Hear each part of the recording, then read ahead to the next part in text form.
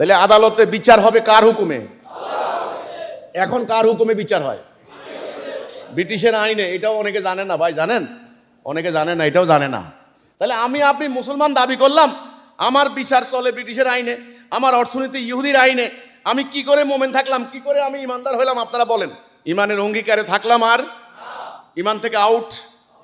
এখন হজ করলাম, আল্লাহ কইছে ওকে। নামাজ পড়লাম, আল্লাহ কইছে ওকে। তারা রোজা রাখলাম, কে কইছে? আল্লাহ কইছে। কিন্তু আল্লাহ যে বলছে জেহাদ করো, ওটা করলেন না কেন? জেহাদ ফরজ না? দিন প্রতিষ্ঠার জেহাদ, এটা ফরজ না? এটা বাদ দিলেন যে? নামাজ ফরজ, জেহাদও তো ফরজ। আচ্ছা, রোজা রাখলেন, কুতিবা আলাইকুমুস সিয়াম, তোমাদের জন্য রোজা ফরজ করে দিলাম, এটা রোজা রাখলেন ফরজ। কিন্তু কুতিবা আলাইকুমুল কিতাল, তোমাদের জন্য যুদ্ধ ফরজ করে দিলাম, ওইটা বাদ দিলেন যে? আল্লাহর দিন প্রতিষ্ঠার যুদ্ধের কথা কোনো আলেম বলে? কোনো মুফতি বলে? কোনো মৌলানা বলে? আল্লাহর রাসূল 107টা যুদ্ধ করেছেন, সারা জীবন খালি মেসওয়াকের হাদিস শিখাইছে, তলোয়ারের হাদিস কে শিখাবে? কথা বুঝেন কিন্তু। তাহলে আমরা কি করেছি মুসলমানরা?